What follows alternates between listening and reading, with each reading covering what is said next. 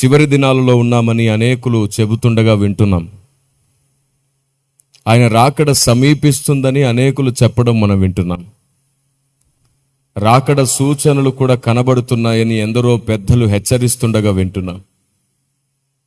ఆయన వచ్చేలోపు మనం ఎంతమంది ఉంటామో లేదో తెలియదు. కాబట్టి రాకడ కంటే ముందే ఒకవేళ మన పోకడ ముందైతే ఈరోజే సరి చేసుకోవలసినవి లేదా ఈరోజే అత్యవసరంగా తెలుసుకోవలసినవి ఎన్నో సంగతులున్నాయి.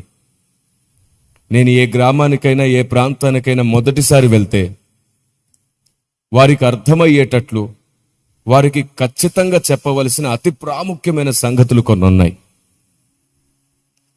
మొదట నేను దాన్ని మీకు అర్థమయ్యేటట్టు చెప్తాను. మీరెప్పుడైనా సరే మీ ప్రాంతంలో మీ పట్టణంలో ఉన్నటువంటి వేరే చర్చెస్కి వెళ్ళే విశ్వాసులను, వేరే మినిస్ట్రీస్కి సంబంధించిన సేవకులను చూసినప్పుడు మీరెప్పుడైనా వారు కూడా క్రీస్తునందు నా కుటుంబమే అని ఎప్పుడైనా అనుకున్నారా? మీకు ఎప్పుడైనా అలా అనిపించిందా? ఎందుకు ధైర్యంగా సమాధానం చెప్పలేకపోతున్నావో తెలుసా? మనకే కాదు, ప్రపంచవ్యాప్తంగా ఉన్న క్రైస్తవులలో 90% మందికి అలాంటి అభిప్రాయం లేదు. ఇక్కడ కూడా ఒక ఇద్దరు ఉండుంటారు. అలాగూ ప్రపంచవ్యాప్తంగా 10% మంది మాత్రమే ఉన్నారు. నా మట్టుకు నేను మినిస్ట్రీ ఏదైనా, డినామినేషన్ ఏదైనా, సిద్ధాంతాలు ఏవైనా, యేసే నా దేవుడని నమ్మి ఆయన రక్తంలో కడగబడితే చాలు, వారు నా కుటుంబమే క్రీస్తునందు అని భావిస్తున్నాను నేను. ఎందుకో తెలుసా? ఒక తండ్రికి 4 పిల్లలుంటే ఆ 4 ఏదైనా ఒక కారణంతో విడిపోయే అవకాశం ఉండొచ్చు. ఆస్తి తగాదాయో మాట విభేదాలతోనో విడిపోవచ్చు. వారికి ఒకే రకమైన ఆలోచన ఉండకపోవచ్చు. వారి అభిప్రాయాలు ఒకటి కాకపోవచ్చు. అయినా సరే వారు విడిపోయిన తర్వాత కూడా వారి బంధువులు, స్నేహితులు, మిత్రులు అంటారు, ఆ 4 ఒక కుటుంబమేనండి అని. విడిపోయిన తర్వాత కూడా వారిని ఒక్క కుటుంబంగా గుర్తించడంలో ఉన్న అసలు ఉద్దేశం ఏమిటి చెప్పండి? ఏ కారణంతో వారిని ఒక్క కుటుంబం అంటారు విడిపోయిన తర్వాత కూడా? తండ్రి ఒక్కడే కాబట్టి వారికి. అలాగే సిద్ధాంత భిన్నాభిప్రాయాలను బట్టి వేరువేరుగా క్రైస్తవుడు కనబడుతుండవచ్చు. నేడు అనేక మినిస్ట్రీస్, డినామినేషన్ల రూపంలో కనబడుతుండవచ్చు. కానీ మనందరికీ కూడా దేవుడు ఒక్కడే. ఆమేన్ చెబుతారు ఒకసారి గట్టిగా? ఆమేన్. ఈ కారణం చేత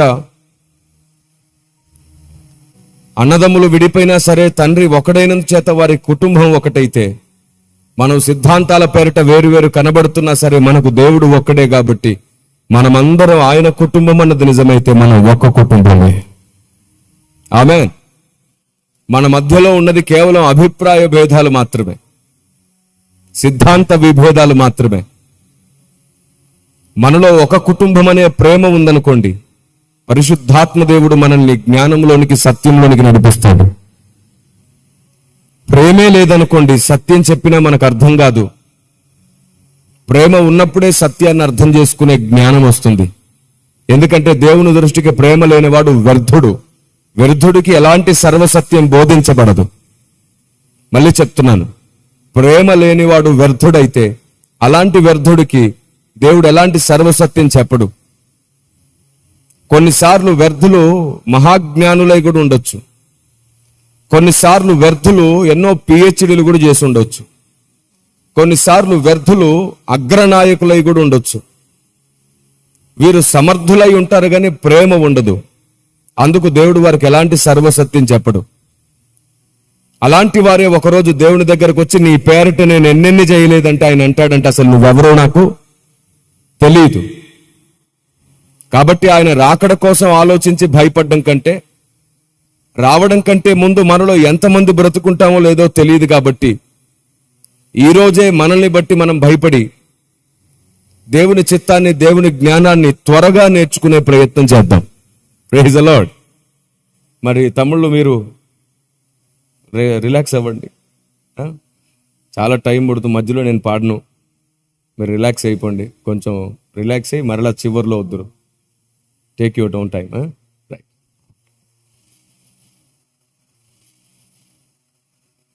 కాబట్టి చివరి రోజుల్లో దేవుని గూర్చిన జ్ఞానం ముఖ్యమైనది. దేవుని ఆలోచన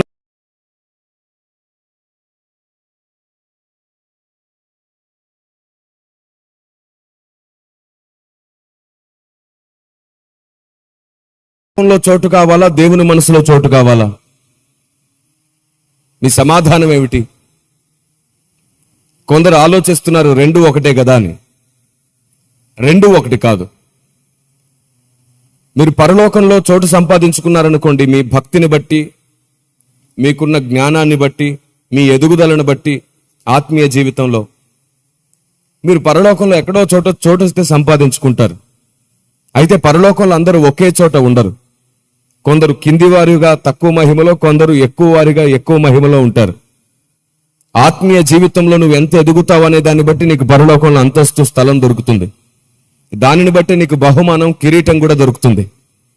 ఒకవేళ అదే నిజమైతే ఒకసారి ఆలోచించండి. మీరు పరలోకంలో ఎక్కడైనా ఉండొచ్చు, ఏ మూలనైనా ఉండొచ్చు. కానీ దేవుని మనస్సులో గాని మీరు చోటు సంపాదించుకుంటే మీరు ఏ మూలనున్నా సరే పిలిచి మరీ పక్కన కూర్చుండబెట్టుకుంటారు ఆయన. కొంచెం గట్టిగా చెప్పొచ్చు కదా. స్తుతించేవారు దయచేసి బిగ్గరగా స్తుతించండి, సిగ్గుపడకండి. స్తుతించడానికి కూడా సిగ్గుపడే వాళ్ళు సిగ్గుపడేటట్లు మీరు బిగ్గరగా స్తుతించండి. కొందరికి దేవుణ్ణి స్తుతించడానికి కూడా సిగ్గుపడతారు, కానీ రోడ్డున పడి గొడవ పడ్డానికి వాళ్ళకి సిగ్గుండదు. పక్కింటి వాళ్ళతో గొడవ పడ్డానికి సిగ్గుండదు. బూతులు మాట్లాడడానికి సిగ్గుండదు. వస్తువుల కోసం, చిన్న చిన్న వాటి కోసం ప్రేమలు పోగొట్టుకోవడానికి సిగ్గుండదు. పెళ్లిళ్ళకి పోతారు, భోజనం దగ్గర గొడవ పడతారు, సిగ్గుండదు. ఆడపడుచు కట్నాల కోసం గొడవ పడతారు, సిగ్గుండదు. పక్కనోళ్ళు వింటున్నారు, మనల్ని ఏమైనా అనుకుంటారని కూడా భయం లేకుండా పిచ్చిగా మాట్లాడతారు, సిగ్గుండదు. ఎప్పుడు ఇంకొకళ్ళు గూర్చి మాట్లాడుకుంటూ కూర్చుంటారు, ముసలమ్మ ముచ్చట్లు, అప్పుడు కూడా సిగ్గుండదు. కానీ మన సృష్టికర్త అయిన దేవుణ్ణి స్తుతించాలంటే మాత్రం సిగ్గుపడుతూ ఉంటారు చాలా మంది. నేను మిమ్మల్ని అందరినీ ఒక విషయం స్పృహలోనికి తీసుకురావడానికి చెప్తున్నాను. మీరు దేవుని సన్నిధిలో దేవుని ఆలోచన, దేవుని సత్యం మీకు అర్థమైనప్పుడు ఎవరు చెప్పకుండానే మీకు మీరుగానే చెయ్యెత్తి స్తుతించడం అలవాటు చేసుకోండి. దాంట్లో ఒక లాభం ఉంది. మీకు దేవుడు అర్థమయ్యాడని సాతానుకు అర్థమవుతుంది. ఎప్పుడైతే మీకు దేవుడు అర్థమయ్యాడని సాతానుకు అర్థమవుతుందో అప్పుడు సాతాను మీ మీద అధికారం చేయడానికి భయపడతాడు. చూసారా, ఇప్పుడు కూడా ఏదైనా ఒక గొప్ప విషయం నెరవేరవలసిన లాంటి విషయాలు వింటే మీరు చేయాల్సిన పని ఏమిటి? ఆమేన్ అనాలి. హల్లెలూయా కాదు, నెరవేరవలసిన మాటలు విన్నప్పుడు ఏమనాలి? ఆమేన్, ప్రైజ్ ద లార్డ్. పెద్దలు ఒక మాట అంటే నేను విన్నానండి, మనిషికో మాట. మీకు కూడా తెలుసా? అయితే నేను మీకు పదే పదే చెప్పక్కర్లేదు. రెండు విషయాలు గుర్తుంచుకోండి. ఏదైనా సరే మీరు కొత్తగా గొప్పగా దేవుని జ్ఞానాన్ని ఇప్పుడు వింటే, విన్న వెంటనే దేవునికి స్తోత్రం చేయండి, అది కూడా చెయ్యెత్తి. దీనివల్ల మొదటి లాభం ఏం చెప్పాను? మీరు చెయ్యెత్తి సిగ్గుపడకుండా బిగ్గరగా స్తుతించినప్పుడు సాతానుకు అర్థమవుతుంది దేవుడు మీకు అర్థమయ్యాడని. అప్పుడు వాడు నీ మీద అధికారం చేయడం మానేస్తాడు. ఎవరికి దేవుని జ్ఞానం అర్థమవుతుందో, సత్యం అర్థమవుతుందో వాడి మీద సాతాను అధికారం చేయలేడు. వాడు అమాయకులను మాత్రమే టార్గెట్ చేస్తాడు. దేవుడు అంటే ఏంటో తెలియని వ్యక్తులకు, దేవుని ప్రణాళిక అంటే ఏంటో తెలియని వ్యక్తులకు, దేవుని కూర్చిన జ్ఞానం ఏమిటో తెలియని వ్యక్తులకు, కేవలం ఆశీర్వాదాలు దీవెనల కొరకే మందిరాల వెంట పరిగెత్తే వ్యక్తుల మీద సాతాను అధికారం చేస్తాడు. మూఢనమ్మకాల్లో బ్రతికే వారి మీద సాతాను అధికారం చేస్తాడు. అంతేగాని ప్రతిదానిని అనుభవ జ్ఞానంతో చూసుకునే వ్యక్తుల మీద సాతాను అధికారం చేయడు. ఎందుకంటే వాడు పప్పులేవి కూడా దేవుని జ్ఞానం ఉన్న వ్యక్తుల మీద ఉడకవు కాబట్టి. ఈ చివరి రోజుల్లో పరిశుద్ధాత్మ దేవుని ఆలోచన విధానం ఏమిటంటే, మనం సత్యము నుండి సర్వసత్యములోనికి వెళ్ళడానికి పరిశుద్ధాత్మ దేవుడు మనల్ని చేయి పట్టి నడిపిస్తున్నాడు. ప్రతి చిన్న విషయం నేర్పిస్తున్నాడు. చేయి ఎత్తి స్తుతించడంలో రెండో లాభం ఉంది. ఏమిటో తెలుసా? మన పక్కనే దేవుణ్ణి స్తుతించడానికి కూడా మొహమాట పడి సిగ్గుపడేవారు ఉంటారు, స్తుతించి సిగ్గుపడేవారు కూడా ఉంటారు. మీరు ఎప్పుడైతే చేయి ఎత్తి స్తుతిస్తుంటారో వారు కూడా మీతో కలిసి సిగ్గుపడ్డం మాని స్తుతిస్తారు. మీ స్తుతి మరొకరికి స్తుతి నేర్పిస్తుంది. ఆమేన్. కాబట్టి దయచేసి మనం స్తుతిద్దాం, మన తోటి వారు స్తుతించేటట్లు చేద్దాం. మనం వెలుగుదాం, అనేకులు వెలిగేటట్లు ప్రవర్తిద్దాం. మనం ఎదిగితే ఎదగకుండా ఉన్నవాడిని చూసి చులకన చేయడం కంటే వాడు ఎదిగేటట్లు మనం తగ్గించుకుని ప్రయాసపడితే మనం ఇంకొకరికి వెలుగునిచ్చిన వారం అవుతాం. అది పరిశుద్ధాత్మ దేవునికి నచ్చిన పని. మనలో చాలా మంది మంచి ప్రార్థన పరులైతే ప్రార్థన చెయ్యని వాడంటే మనకు చులకన.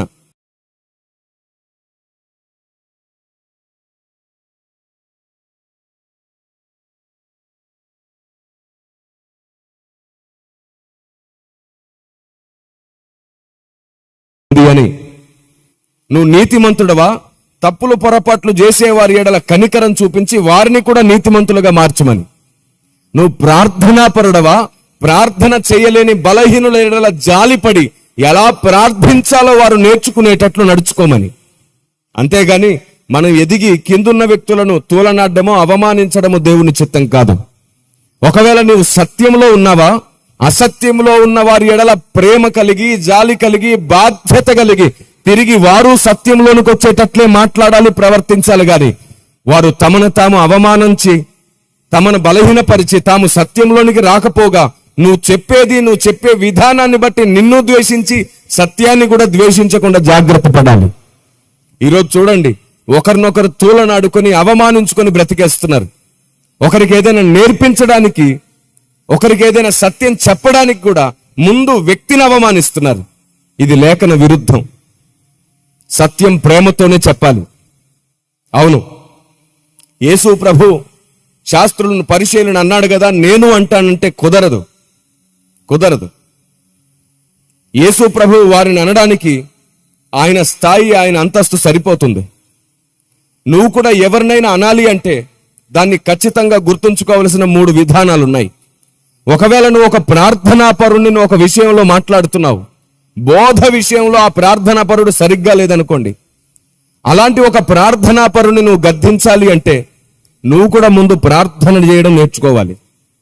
కనీసం గట్టిగా రోజుకు 2-3 గంటలు మోకరించడం చేతగాని వాడు దేవుని సంఘంలో దేని గురించి మాట్లాడడానికి అర్హుడు కాదు. ఇది పరిశుద్ధాత్మ దేవుని స్వరం. మళ్ళీ చెప్తున్నాను, సంఘంలో ఏ పొరపాట్లైనా, బోధలో ఏ పొరపాట్లైనా, సిద్ధాంతపరమైన ఏ పొరపాట్లైనా సరిచెయ్యాలి అనుకుంటే అలా సరిచెయ్యాలనుకున్నవాడు కనీసం 2-3 గంటలు ప్రార్థన చేసేవాడై ఉండాలి. రెండవది, అలా సరిచేసేవాడు తప్పకుండా సరిచేసేవానిలో ఉన్న గొప్ప లక్షణాలను కూడా గుర్తించిన వాడై ఉండాలి. మూడవది, అలా సరిచేసేవాడు ఎదుటివాన్ని అవమానించి సరిచేయకూడదు, ఎదుటివానికి స్పృహ కలిగించి సరిచేయడానికి ప్రయత్నించాలి. నాలుగవది, అలా సరిచేయాలనుకునే వ్యక్తి సువార్త భారము కలిగిన వాడై ఉండాలి. కనీసం ఒక రోజుకి 2-3కైనా సువార్త చెప్పే మనసు ఉండాలి. ఇలాంటి మంచి లక్షణాలు లేకుండా నీకు తప్పనిపించిన ప్రతి దాన్ని సరిచేయడానికి ముందుకొస్తే నీ కంట్లో దూలం ఉందని గుర్తుంచుకో. ఎదుటివాని కంట్లో నలుసు మాత్రం చూస్తున్నావు. మీకు తెలుసా, పరిచర్యలు నానా విధములు. అందరూ ఒకేలాంటి పరిచర్య చేయలేరు. మొదటి విషయం, అందరూ ఖచ్చితంగా లేఖనాన్ని ఒకేలాగా నెరవేర్చలేరు. మూడవది, సత్యబోధ అపోస్తలుల పునాది విషయంలో అందరికీ ఒకే రకమైన అవగాహన కూడా లేదు. అందరూ ఖచ్చితంగా పునాది మీదే ఉండరు కూడా. అవును, దీన్ని మనం అర్థం చేసుకుంటే ఎవరికి ఎంత చెప్పాలో, ఎలా చెప్పాలో కూడా అర్థమవుతుంది. ఇది పరిశుద్ధాత్మ దేవుని ఉద్దేశం. మనందరికంటే ఎక్కువ బాధ్యత పరిశుద్ధాత్మునికే ఉంది. మనందరికంటే ఎక్కువ బాధ్యత పరిశుద్ధాత్మునికే ఉంది. మీలో యోగ్యులెవరో కనబడు నిమిత్తం భిన్నాభిప్రాయములు ఉండక మానదు అన్నాడు ఆయన. మనం నిజంగా యోగ్యులమైతే భిన్నాభిప్రాయాలను కూడా అర్థం చేసుకోగలిగే శక్తి వస్తుంది మనకి. మనకు యోగ్యత లేదనుకోండి, ప్రతి చిన్నదాన్ని అపార్థం చేస్తాం, ప్రతి దాన్ని తప్పుపడతాం. ఉదాహరణకి, ఇటీవలి కాలంలో ఒక సేవకుడు, ఆరాధికుడు అనేక మంది యవ్వనస్తులను బలమైన ఆరాధనలో నడిపిస్తున్నవాడు. అతనికి సిద్ధాంతమును గుర్చిన అవగాహన లేదు. అతను కేవలం బుద్ధివాక్యమును బోధించి ప్రజల్ని బలపరుస్తాడు. సిద్ధాంతపరమైన అవగాహన కోసం దేవుణ్ణి బతిమాలుతుండవచ్చు. కేవలం స్తుతి ఆరాధన. వింటున్నారా? చాలా విలువైన విషయం చెప్తున్నాను. మీకు సంబంధించినవి ఏమైనా ఉంటే సభ తర్వాత మాట్లాడుకోండి. ఎందుకంటే ఇంత ఖర్చు దేవుడు మీతో మాట్లాడడానికే. సమాజంలో చాలా మందికి అవగాహన లేక భక్తులను కూడా తూలనాడి, తొందరపడి, ఆవేశపడి, అవమానించి ఇలాంటి వ్యవహారం ఈరోజు క్రైస్తవ సమాజంలో కొనసాగుతుంది. పరిశుద్ధాత్మ దేవుడు దీని గురించి నీతో మాట్లాడుతున్నాడు. లైవ్ లో వింటున్న వారు కూడా కొందరు తొందరపడి, ఆవేశపడి కామెంట్స్ పెడుతున్న వాళ్ళు ఉంటారు. అలాంటి వారిని పట్టించుకొని నిన్ను నువ్వు భ్రష్టుడిగా మార్చుకోకు. ఈరోజు దేవుడు నీతో మాట్లాడే విషయాన్ని మాత్రమే దృష్టి పెట్టు. వ్యర్థులకు సంగతి పూర్తిగా వినకుండానే తొందరపడే స్వభావం ఎక్కువ.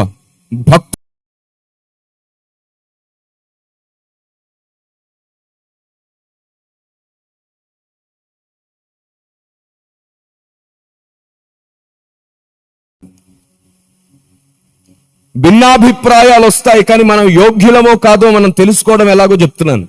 ఇటీవల కాలంలో ఒక ఆరాధికుడు, ఒక సేవకుడు 100,000 మందిని సినిమా పాటలు వినడం మానేసేటట్లు చేసి దేవుని పాటలు వినడం నేర్పించాడు.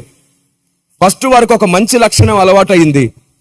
సినిమా పాటల కంటే దేవుని పాటలు కూడా ఏమాత్రం తగ్గవు, మనం దేవుని పాటల్లో కూడా అలాంటి ఆనందాన్ని వెతకొచ్చు అనేటువంటి ఒక డైవర్షన్ అయితే వారికి వచ్చింది. బురదలో వెళ్లకుండా వారు దేవుని సన్నిధిలోనికి వచ్చే ఒక అవకాశం అతని ద్వారా ఏర్పడింది.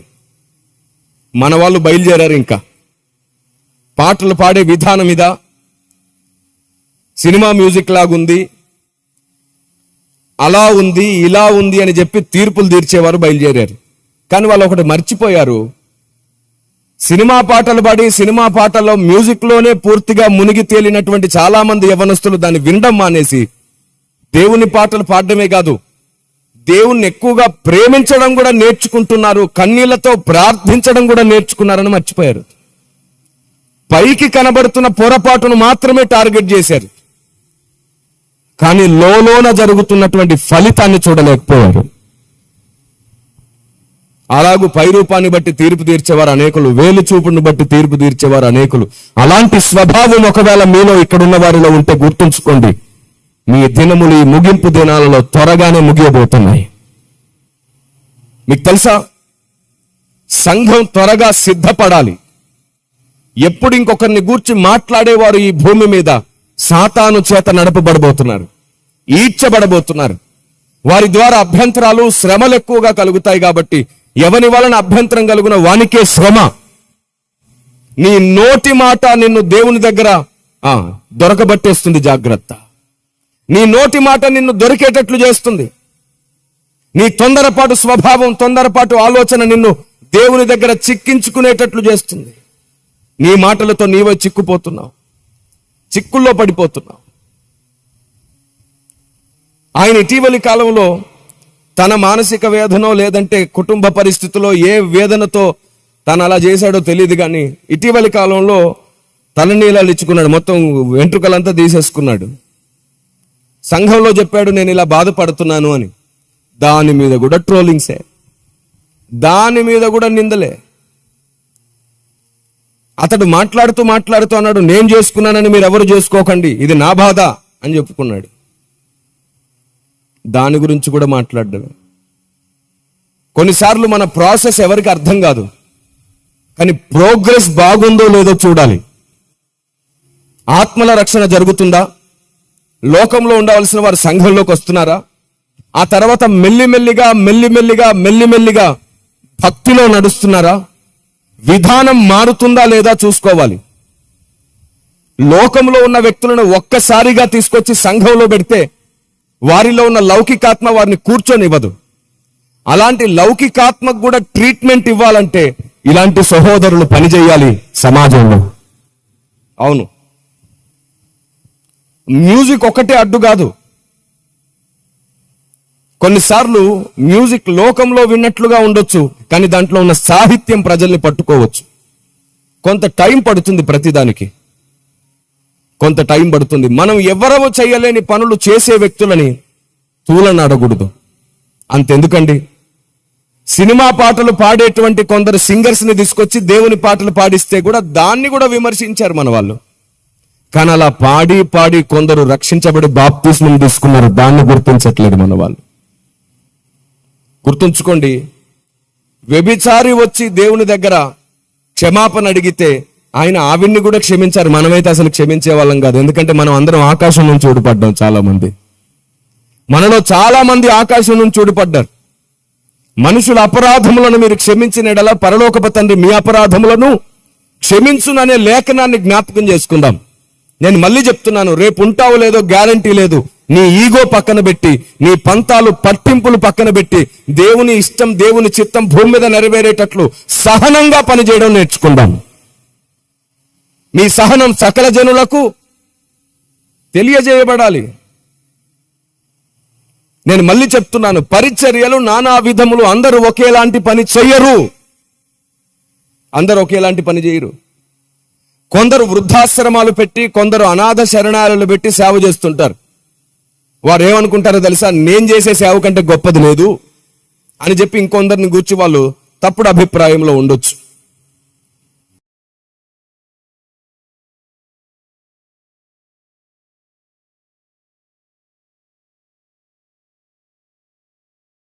తాను చేసే పని కంటే గొప్పది ఏదీ లేదనే భావనలో ఉంటే తప్పకుండా మనలో ఇంకొక లూసిఫర్ లోపట స్వభావంలో పుడుతున్నట్లే.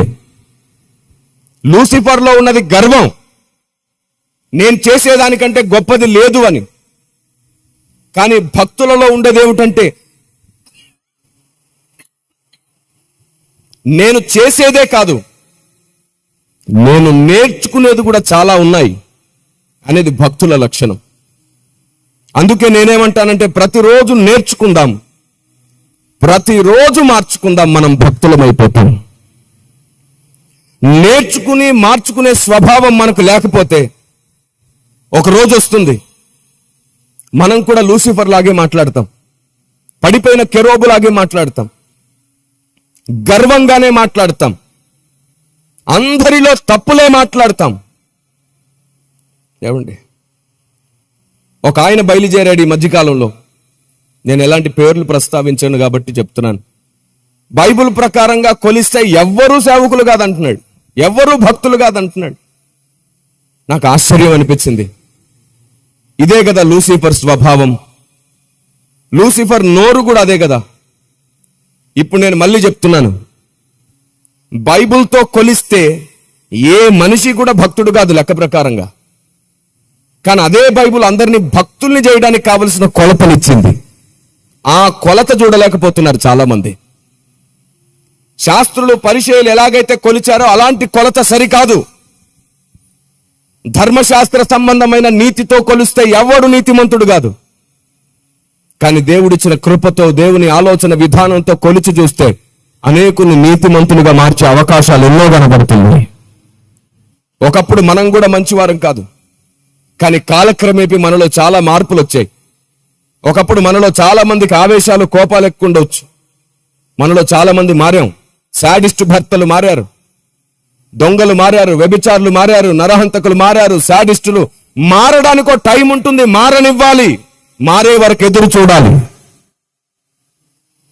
మనకే తీర్పు తీర్చే అధికారం ఇస్తే జడ్జి గారి ప్లేస్ లో పెడితే మొదటి రోజే ఉరి శిక్ష వేసేస్తావు నువ్వు. దేవుడు ఒక వ్యక్తిని మారడానికి టైం ఇస్తున్నాడు, మనం ఇవ్వం. ఇవ్వకపోగా వాడు మారడు అనేస్తాం. ఎంత తప్పు. సిద్ధాంతపరమైన విభేదాలుంటే, సిద్ధాంతపరమైన పొరపాట్లుంటే వారిని దొంగలు అనేస్తున్నారు చాలా మంది, తప్పుడు బోధకులు అనేస్తున్నారు, తప్పుడు మనుషులు అనుకుంటున్నారు. లేదు, ప్రతి డినామినేషన్లో భక్తులు ఉన్నారు. ప్రతి డినామినేషన్లలోని భక్తులు రాసిన పాటలు ఇప్పటికీ మనం పాడుకుంటున్నాం. ప్రతి డినామినేషన్లో ప్రార్థనా పరులు ఉన్నారు. ప్రతి డినామినేషన్లో పరిశుద్ధాత్మ దేవుని చేత నడిపించబడుతున్న వారు ఉన్నారు. ఇక్కడే చాలా మంది అర్థం చేసుకోలేకపోతున్నారు, అసత్యంలో ఉన్న వ్యక్తులను కూడా ఆత్మదేవుడు నడపడం ఏమిటి అని. మీకు విషయం తెలుసా? అందరూ అసత్యంలో ఏమీ లేరు. కొందరిలో కొన్ని సత్యాలు కూడా ఉన్నాయి. ప్రతి డినామినేషన్లో కొన్ని సత్యాలు ఉన్నాయి. ప్రతి మినిస్ట్రీలో కొన్ని సత్యాలు ఉన్నాయి. అందరూ నేర్చుకోదగిన సంగతులు ఎన్నో ఉన్నాయి. సర్వశక్తిమంతుడైన దేవుడు, తల్లి తండ్రి అయిన దేవుడు ఏం చేస్తున్నాడంటే, తన పిల్లల్లో బలహీనులు ఎవరో, బలవంతులు ఎవరో ఆయనకు తెలుసు. బలవంతులను, బలహీనులను మరలా బలపరచడానికి వాడుకుంటున్నాడు. అవును, నువ్వు ఎవరినైతే తప్పుపడుతున్నావో, ఎవరిని గుర్చైతే తప్పుగా మాట్లాడుతున్నావో వారిలో నువ్వు అనుకునే 100% ఏమీ తప్పు లేదు. కొందరిలో 50% రాంగ్ ఉండొచ్చు, కొందరు 50% రైట్ ఉండొచ్చు. ఒక వ్యక్తిలో 10% నీకు మొత్తం తప్పే కనబడుతుండవచ్చు, 90% దేవుని దృష్టికి అనుకూలమైనవే ఉండొచ్చు. ఈ 10 విషయాలను బట్టి తీర్పు తీర్చే అధికారం నీకు లేదు. ఎందుకంటే ప్రతి వ్యక్తిని మార్చడానికి పరిశుద్ధాత్మ దేవుడు ప్రయాసపడుతూనే ఉన్నాడు. ఎదురాడు వారికి కూడా మారు మనసునివ్వాలనుకుంటున్నాడంట నా దేవుడు. దేవునికి స్తోత్రం కలుగును గాక. ఇలాంటి ఉన్నతమైన మనస్సు మనకు లేకపోవడం చాలా ప్రమాదకరమైన లక్షణం. అది చాలా ప్రమాదకరమైన లక్షణం. ఒక భ్రష్టుడికి మాత్రమే ఉండే లక్షణం ఏమిటంటే ఎప్పుడు ఎదుటి వ్యక్తి మీద ద్వేషం. ఎదుటి వ్యక్తి మీద ద్వేషం. ఎఫెసీ పత్రికలో చాలా స్పష్టంగా రాయబడింది, చాలా ఖచ్చితంగా రాయబడింది. పరిశుద్ధాత్మ దేవుడు దుఃఖపడుతున్నాడంట ఈ స్వభావాన్ని చూసి. చూడండి ఒకసారి ఎఫెసీ పత్రిక 4వ అధ్యాయము 30వ మాట చూస్తారా?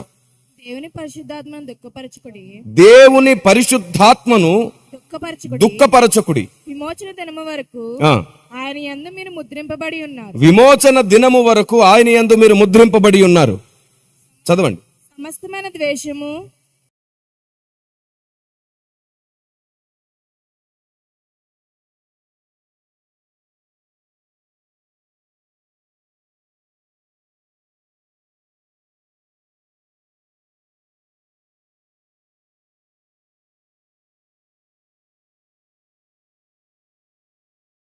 దూషణ, అల్లరి, క్రోధము ఇలాంటి మాటలు రాయబడ్డాయి. దేవుని చిత్తానికి గల కారణాలున్నాయి. అందులో ద్వేషము, దూషణ, అల్లరి, క్రోధము ఇలాంటి మాటలు రాయబడ్డాయి. దేవుని చిత్తం ఈ భూమి మీద పూర్తి చేయాలి అంటే, అసత్యంలో ఉన్న వారిని సత్యంలో నడిపించాలి అంటే, జ్ఞానులు, పండితులు, వాక్యం బాగా తెలిసిన వారు విమర్శిస్తూ పోతే అవ్వదు. విమర్శిస్తూ పోతే అవ్వదు. సరిచేస్తూ పోవడానికి సహనం చాలా అవసరం.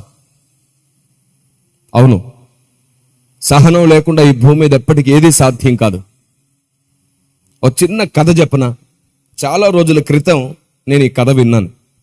ఒక రాజుగారంట సంతానం లేక ఎన్నో పూజలు, నోములు, ఎన్నో వ్రతాలు చేశాడంట.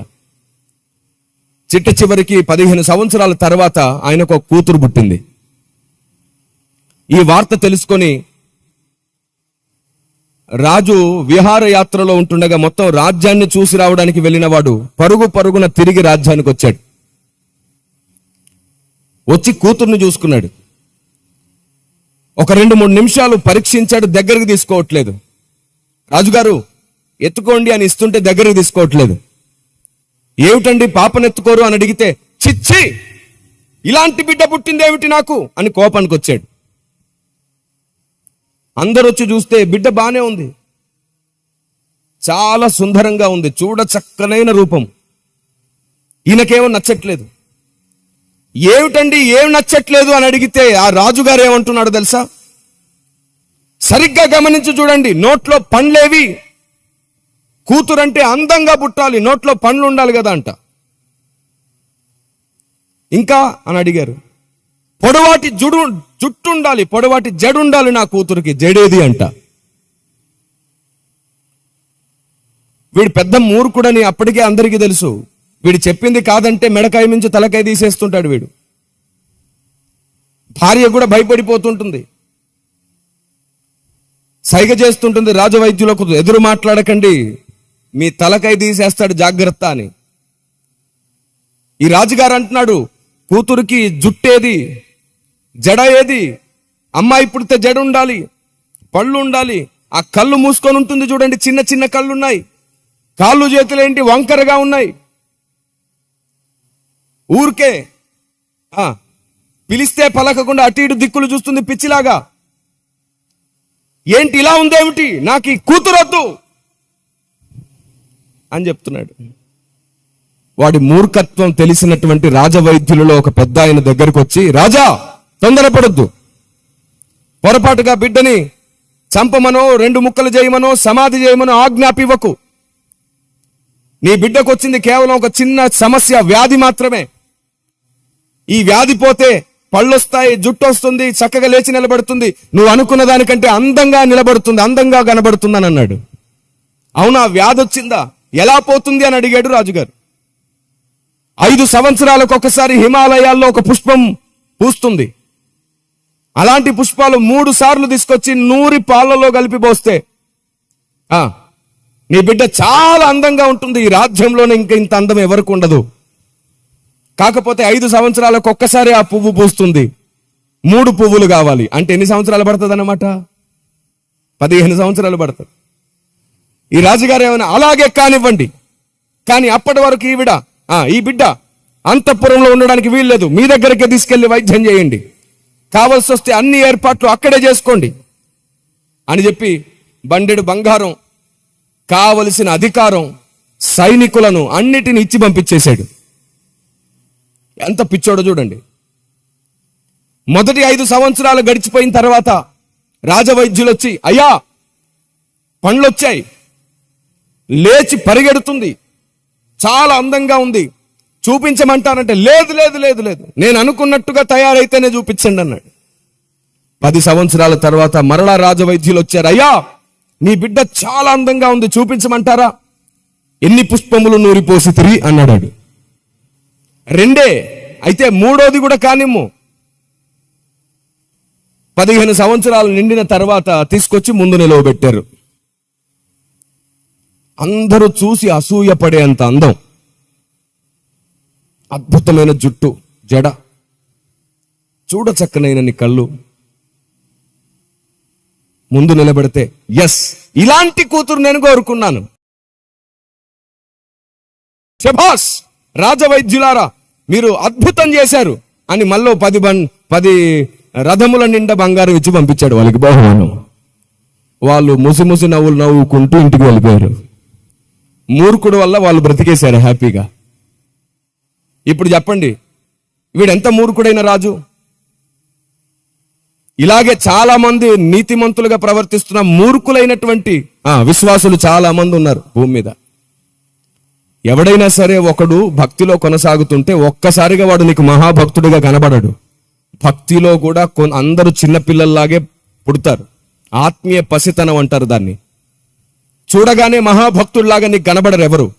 కాలంతో పాటు, సహవాసంతో పాటు, అందరితో కలిసి ప్రార్థనలో ఉంటుండగా, సభల్లో ఉంటుండగా, వాక్యం నేర్చుకుంటుండగా, అనుభవంలో గాయపడుతుండగా, విరిగి నలుగుతుండగా ఒక్కొక్క మెట్టు దేవుడు అనుకున్న అందమైన రూపం వస్తుంది మనకి. దేవునికి స్తోత్రం కలుగును గాక. దేవుడు అనుకున్న రూపం మనకు రావడానికి టైం పడుతుంది. ఒక రాత్రిలోనో ఒక సంవత్సరంలోనో ఏ వ్యక్తి భక్తుడైపోడు. కానీ ఒక్కొక్క విషయం మార్చుకుంటూ భక్తులవుతారు. ఏ బిడ్డైనా సరే పుట్టగానే పండ్లుంటాయా? జడ ఉంటుందా కావలసినంత పెద్దగా? లేచి పరిగెత్తేస్తారా? కాలంతో పాటు బిడ్డ కూడా ఎదిగింది, గొప్పదైంది. అలాగే ఆత్మీయ జీవితం కూడా నువ్వు కోరుకున్నట్టు, నువ్వు అనుకున్నట్టు, నువ్వు బైబిల్లోంచి ఒక వచనం తీసి కొలిసినట్టు ఉండరు. ఆయనే ఓపిక కలిగి అందరూ మారు మనసు పొందాలని ఎదురు చూస్తున్నాడు. అందరికీ అనుభవాలు ఇస్తున్నాడు. అందరూ గాయపడే అవకాశం ఇస్తున్నాడు. అందరినీ సరిచేస్తున్నాడు. ఒక్క విషయం మర్చిపోవద్దు, ఆయన ఎప్పటికీ ఓడిపోడు. తొందరపడితే నువ్వే వ్యక్తిగతంగా ఓడిపోతావు. ఆయనకు లేని ఆవేశం నీకెందుకు? కాబట్టి క్రైస్తవుడు ఖచ్చితంగా గుర్తుంచుకోవాలి, ఒకరినొకరు ద్వేషించుకొని, దూషించుకొని, అవమానించుకొని భూమి మీద మనం ఏమీ సాధించలేం. ఒకరినొకరం కట్టుకోగలిగితే ఓపికతో మనం ఒక్కటవుతాం, సాతాను ఒంటరవుతాడు. ఆమెను చెప్పొచ్చు కదా గట్టిగా. కొన్ని మాటలు విన్నప్పుడు మీకు అనిపించదా, మీరు సంఘాల్లో నేర్చుకోవట్లేదా? అలా కదలకుండా ముద్దల్లాగే కూర్చొని ఉంటారా? వద్దు, అలా చేయకండి. సంఘం ఎప్పుడు స్తుతించాలి. సంఘం వాక్యం వింటుండగా దేవుని గణపరచాలి. దేవుని స్తుతించడం అల్లరా? మరెందుకు స్తుతించడం నేర్చుకోవట్లేదు? జీవం పోతుంది సంఘంలో. వాక్యంతో పాటు కదలకపోతే సంఘంలో జీవం పోతుంది. మర్చిపోతారు కూడా. రాజకీయ నాయకులు ఏదైనా మాట్లాడి హామీలు ఇస్తే ఉప్పొంగిపోయి చప్పట్లు కొట్టేస్తుంటారే. దేవుని మాట విన్నప్పుడు ఆనందం రాదా? కారణం ఏమిటంటే సంఘంలో నేర్చుకోవాలి. ఫస్ట్ సంఘం స్తుతించుట మంచిది, దేవుణ్ణి స్తుతించుట మంచిది. పదే పదే దేవుణ్ణి స్తుతించాలి. పరిశుద్ధాత్మ దేవుని హెచ్చరిక వినండి. పాడడం ఒకటే స్తుతి అనుకుంటున్నారా?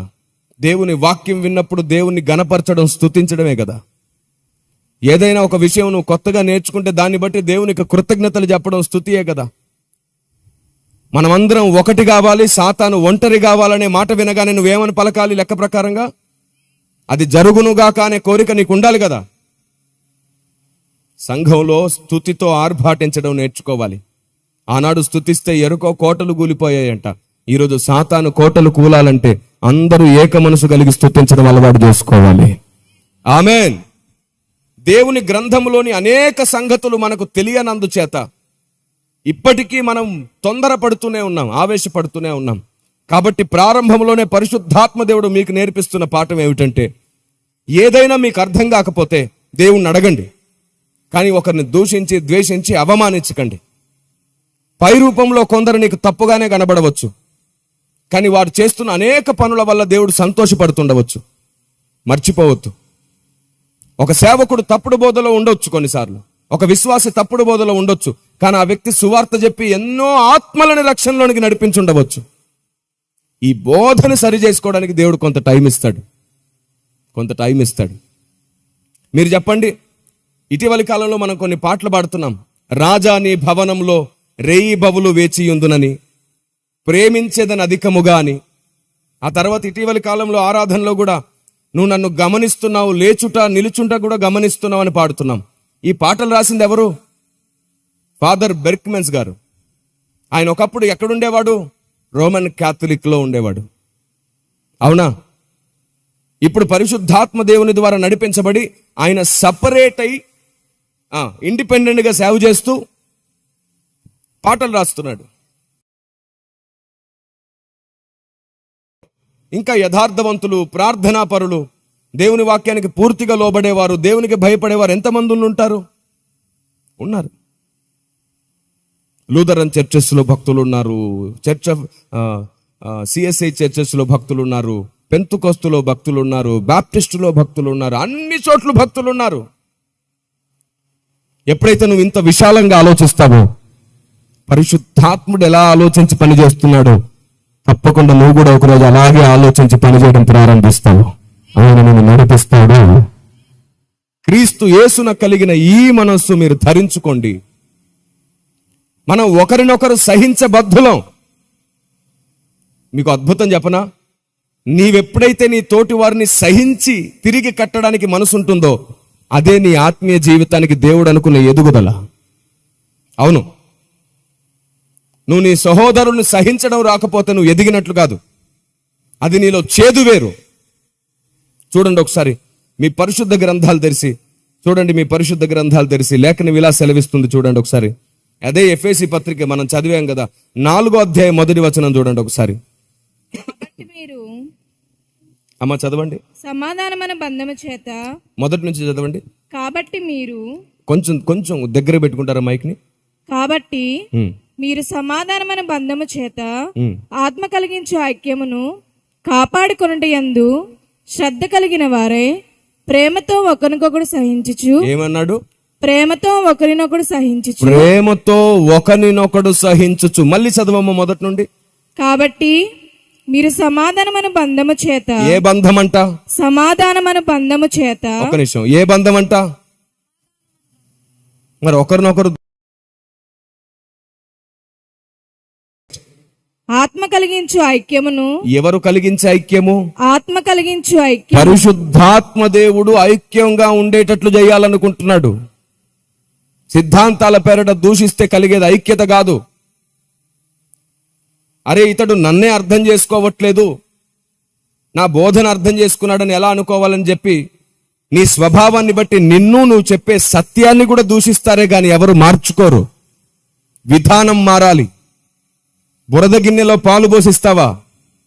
దురద నోటితో సత్యం చెప్తావా? తప్పు కదా. మార్పు కోరుకుంటే అది పరిశుద్ధాత్మ దేవునితో నడిస్తేనే సాధ్యమవుతుంది. ఆమేన్. ఎందుకంటే మనల్ని సర్వసత్యంలోనికి నడిపించేది పరిశుద్ధాత్ముడే. ఆత్మ కలిగించు బంధము, ఐక్యత. నెక్స్ట్, కాపాడుకొనుట యందు శ్రద్ధ కలిగిన వారే. ఇప్పుడు ఈ ఐక్యతను కాపాడుకోవడానికి ఏం కలిగి ఉండాలంట? శ్రద్ధ కలిగిన శ్రద్ధ. చాలా ప్లాన్డ్ గా టైం పెట్టుకొని మరీ సంఘంలో రెబల్స్ ని తయారు చేస్తున్నారు కొందరు. వద్దు. సంఘం బలహీనులై ఉంటే బలహీనులను సహించి బలవంతులుగా మార్చుకుంటూ భ్రష్టులను భక్తులుగా మార్చుకునే అవకాశాన్ని దేవుడు ఇస్తున్నాడు. అందుకే నా ప్రభు ఏమంటున్నాడు తెలుసా? సర్వశక్తిమంతుడైన దేవుని సెలవేమిటో తెలుసా? భ్రష్టులు తమ భ్రష్టత్వమును బట్టి నశించుట నాకు ఇష్టం లేదు, భక్తిహీనులు తమ భక్తిహీనులతో నశించుట ఇష్టం లేదంట. వారు తిరగాలని, వారు నా వైపు రావాలని నేను చేతులు జాపుతున్నానన్నాడు. వారు తిరిగితే నేను వారి వైపు తిరుగుతానన్నాడు. భ్రష్టులనే భక్తులుగా మార్చాలనుకుంటుంటే మనం ఏకంగా భక్తులలో కనబడే చిన్న చిన్న పొరపాట్లను బట్టి, సిద్ధాంత పొరపాట్లను బట్టి వారినే భ్రష్టులు అనేస్తున్నాం. అవును, కొందరు వాక్యం వైపు తిప్పకుండా అద్భుతాల వైపే తిప్పేవారు ఉన్నారు. వారికి అవగాహన లోపం, అంతే. అది అద్భుతాలతో పాటు వాక్యాన్ని కూడా చెప్పాలి, వాక్యం కూడా అర్థమయ్యేటట్లు చేయాలి అనే తపన వారిలో కూడా ఉంది. కానీ ఏం చేద్దాం? వారు కేవలం ప్రజలను బాగు చేయాలనేటువంటి శక్తితో లేదా ప్రజల్ని బాగు చేయాలనే తలాంతుతో మాత్రమే నింపబడ్డారు. ఈ తలాంతుతో పాటు వారు కొన్ని పొరపాటు నియమాలు పెట్టుకోవడం ద్వారా తప్పుగా కనబడుతున్నారు. నియమాలలో తప్పుంది, వారు తప్పుడు మనుషులేం కాదు. అవును, కొందరు తమ శక్తికి మించిన ప్రయాసను పెట్టుకొని డబ్బులు అడుక్కునే పనిలో ఉన్నారు. దేవుడు వారికి ఇచ్చిన పని కంటే కూడా వారు కొన్నిటిని కల్పించుకోవడం ద్వారా వారికి అలాంటి దుస్థితి పట్టింది. దాన్ని కూడా అర్థమయ్యేటట్టు చెప్దాం. కొందరు దేవుని ఆలోచన వైపు, వాక్యం వైపు తిరగకుండా ఆశీర్వాదాలు, దీవెనల వైపే తిప్పడం, ప్రవచనాలు, కళల వైపే తిప్పడం జరుగుతుంది. నిజమే, వారికి అవగాహన లోపం. అది అవగాహన లోపం. మీకు తెలుసా, నా సేవా జీవిత ప్రారంభంలో అద్భుతాలు, ఆశ్చర్యాలకు మించిన సేవే లేదని భ్రమపడేవాణ్ణి. నా ప్రారంభపు సేవ మొత్తం అద్భుతాల ఆశ్చర్యాలతోనే జరిగింది. ప్రజల మధ్యలో నేను నడుస్తుంటే అనేకులు పడిపోతుండేవారు ఆరాధనలో. నేను అనుకునేవాడిని ఇంతకంటే గొప్ప సేవ లేదనుకునేవాడిని. కానీ ఏ రోజైతే పరిశుద్ధాత్ముని వలన నా కనులు తెరవబడ్డాయో, ఒక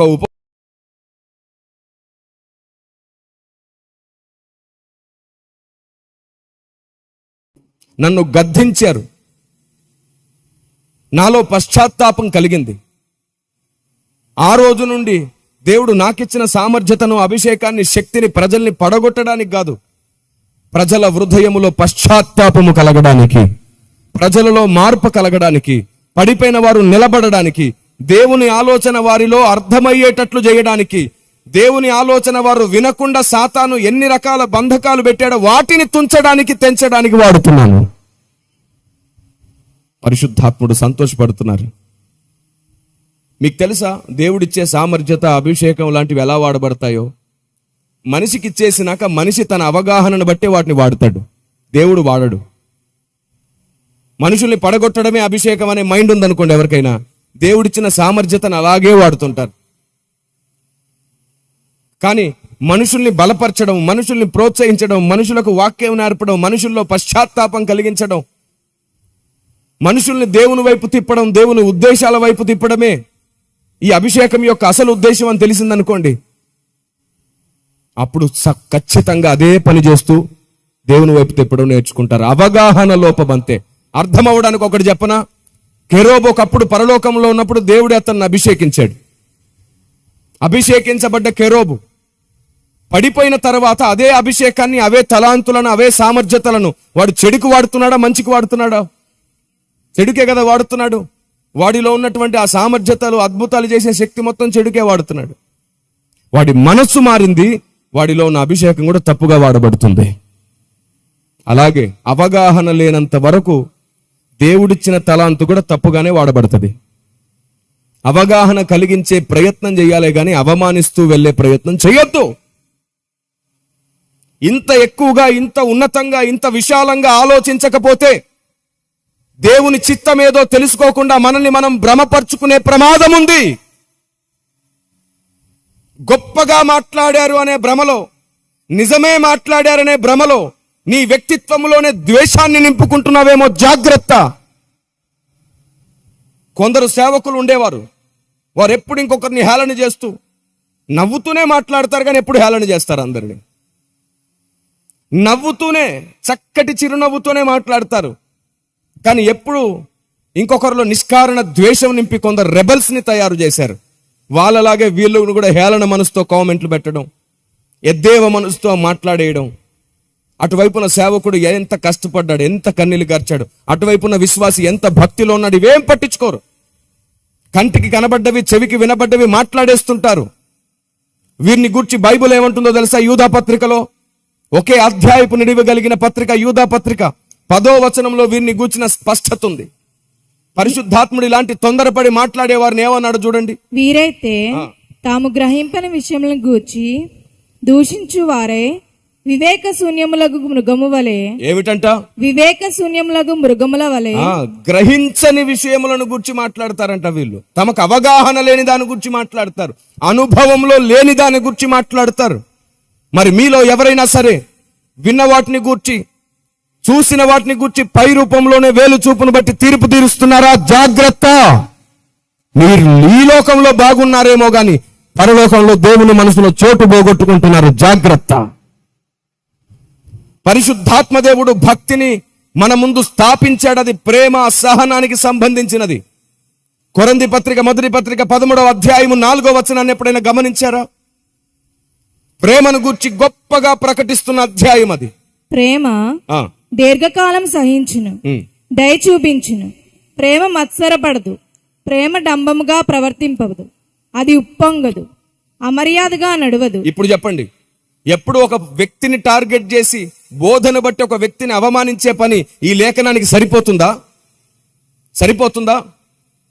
దేవుడు మనుషులను హెచ్చరించిన సందర్భం, దేవుడు మనుషులను గాయపరిచిన సందర్భం, లేదా దేవుడు మనుషులను అవమానించిన సందర్భానికి ఒక మనిషివి నీవు సరితూగవు. ఆయన యజమాని, అందరికీ తీర్పు తీర్చేవాడు. నువ్వెవడవు? పరుని దాసునికి తీర్పు తీర్చుటకు నీవెవడవు? ఇది లేఖనం చెప్తుంది. దేవుడే తీర్పు తీర్చేవాడు. బ్రతుకున్నంత కాలం మనం అందరం చేయాల్సిన పని ఒక్కటే, పడిపోయిన వారందరిని బలపరుచుకుందాం, తిరిగి లేపుదాం. సాతాను కోరల్లో, సాతాను వలలో చిక్కుకుపోయిన వారిని విడిపిద్దాం.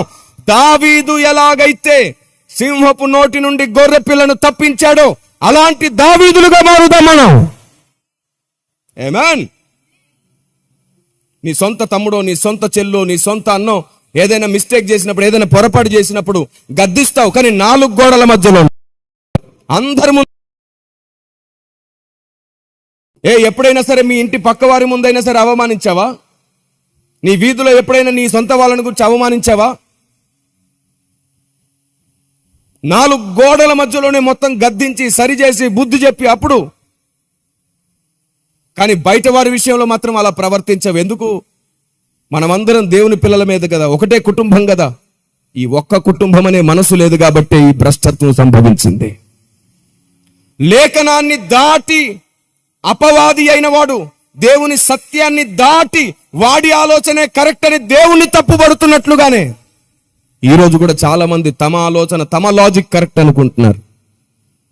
ఈ వచనం నెరవేరకుండా, ఈ వచనంలో ఉన్నవి మనలో లేకుండా సాధ్యపడదు. ప్రేమ అమర్యాదగా ప్రవర్తించదు, ప్రేమ డంభముగా ప్రవర్తించదు, ప్రేమ అవమానించదు, దూషించదు. నేను మళ్ళీ చెప్తున్నాను, బైబిల్ గ్రంథములో దేవుడు స్వయంగా మనుషులను హెచ్చరించిన సందర్భాలున్నాయి, గద్దించిన సందర్భాలున్నాయి, కొందరినైతే డైరెక్ట్ గా తిట్టిన సందర్భాలున్నాయి. ఆయన యజమాని, నీవు కాదు. మనకివ్వబడ్డ బాధ్యత వేరు. చనిపోయే లోపు నిజమైన ప్రేమతో నింపబడదాం. మనం దేవుని మనసులో చోటు సంపాదించుకుంటాం. పౌలుకు మించిన యోగ్యులు ఎవరు ఉన్నారు గద్దించాలంటే? పౌలుకు మించి ఆయన ఒక నియమం పెట్టుకున్నాడు. మొదట పర్సనల్గా గద్దిస్తాడంట, తర్వాత వినకపోతే 2-3 కలిసి గద్దిస్తాడంట, లేదంటే తర్వాత 3వసారి సంఘంలో గద్దిస్తాడంట, అయినా వినకపోతే వెలివేస్తాడంట. ప్రతి మనిషికి అవకాశాలు వస్తున్నాయి. నువ్వు ఎవరికైనా చెప్పే అవకాశం నీకు లేకపోతే దేవునికి చెప్పు. ఆయన కంటే గొప్పగా ఇంకెవ్వరూ కూడా సరిచేయలేరు. ఆమేన్. కొందరు అంటారు, మనం దేవునికి చెప్తే ఆయన సరిచేయబడతాడు. అంటే నీకు దేవుని మీద నమ్మకం లేదా? పరిశుద్ధాత్ముని మీద నమ్మకం లేదా? నేను సాధించాను దాన్ని. నేను సాధించాను. 2011వ సంవత్సరం అనుకుంటాను, నాకు ఇప్పటికీ జ్ఞాపకం ఉంది. ఒక పెద్ద ఆయన, ఈరోజు 2 తెలుగు రాష్ట్రాల్లో కూడా అత్యంత బలంగా వాడబడుతున్న పెద్దవాళ్ళలో ఆయన ఒకడు. ఆ వ్యక్తిలో కొన్నిటిని పొరపాట్లుగా నేను చూసినప్పుడు, అయ్యో ఇది సరి చేసుకుంటే బాగుండేదే ఈయన అనుకున్నప్పుడు, పరిశుద్ధాత్మదేవుడు నాకు నేర్పిన పాఠం, నేను దేవుని సన్నిధిలో ఉపవాసం ఉండి కన్నీళ్లు గారుస్తున్నప్పుడు అది కూడా ప్రార్థన చేసేవాడిని. ఈ సత్యం తనకు కూడా అర్థమయ్యేటట్లు చేయి ప్రభువా, వారికి కూడా ఇది అర్థమయ్యేటట్లు చేయి ప్రభువా అని అడిగేవాడిని. లేదా వారికి చెప్పే రోజు వారికి చెప్పేటట్లు నన్ను వారి దగ్గరికి తీసుకెళ్ళి ప్రభువా అని అడిగేవాడిని. నేను ఆ రోజే కానీ వాళ్ళకి చెప్తే వాళ్ళు నన్ను పట్టించుకునేవారు కదా. ఎక్కడో నేను కింద ఉన్నాను, వారు అక్కడ ఎక్కడో పైన ఉన్నారు. ఆ రోజు సరిగ్గా 10 సంవత్సరాలు గడిచే సమయానికి నేను వారి పక్కన కూర్చునే అంతస్తుకు దేవుడు నన్ను తీసుకొచ్చాడు. 10 సంవత్సరాల తర్వాత నేను వారికి చెప్పాను, అలా కాదండి ఇది ఇలాగండి అంటే అద్భుతంగా వారు విన్నారు. అవును, ఆశ్చర్యంగా విన్నారు. తప్పకుండా తమ్ముడు ఆలోచిస్తాం, నువ్వు చెప్పిన దాని గురించి ఆలోచించి మార్చుకుంటాం, దీని గురించి ఇంకా చాలా డౌట్స్ ఉన్నాయి, నిన్ను అడుగుతాం ఒకరోజు అని చెప్పి 3-4 సార్లు దాని గురించి చర్చ చేసిన తర్వాత వాళ్ళలో మార్పు వచ్చింది. వారు మార్చుకున్నారు. నేనైనా ఏదేది పొరపాటో దాని గురించి దేవుడే స్పృహనిచ్చి సరిచేయును గాక. ఉన్నంత వరకు మార్చుకున్నంత వరకు మనం ఎక్కడెక్కడ ఏమేం మార్చుకున్నామో ఏమేం నేర్చుకున్నామో ఇది కరెక్ట్ అనే ఖచ్చితత్వంలో మనం ఉంటాం. మనలో ఉన్న పొరపాట్లను కూడా ఇప్పుడే మనం సరి చేసుకోలేకపోవచ్చు, కానీ ఒకరోజు అది కూడా పొరపాటనే స్పృహ పరిశుద్ధాత్ముడు ఇచ్చునుగాక. ఏదేది పొరపాటో దాని గురించి దేవుడే స్పృహనిచ్చి సరిచేయునుగాక. కానీ దేవుడు మాట్లాడినా మార్చుకోలేని వెర్రితనం మనలో ఉంటే దాన్నే వాత వేయబడిన మనస్తత్వం అంటారు. ప్రవక్త వెర్రితనం అతనిని అడ్డగించెను అని రాయబడింది బిలామును గూర్చి. సాక్షాత్తు దేవుడే గాడిదకు స్వరం ఇచ్చినా గుర్తించలేకపోయాడు, మార్చుకోలేకపోయాడు. అందుకే అంటున్నాను, ప్రేమ నిండిన హృదయంలో వెర్రితనం ఉండదు, భక్తి నిండిన హృదయంలో వెర్రితనం ఉండదు. ధనాపేక్ష భక్తి నిండిన హృదయంలో ఉండదు. అవసరానికి కావలసిన దాని మీద శ్రద్ధ ఉంటుంది, అవసరానికి మించిన భ్రమలో బ్రతికే బుద్ధి ఉండదు. ఇది భక్తి జీవితం. అవును, ఇది భక్తి జీవితం. మీరు ఒకసారి మరలా మీ పరిశుద్ధ గ్రంథాన్ని తెరిచి చూడండి. కొరంథీ పత్రికలో చూడండి.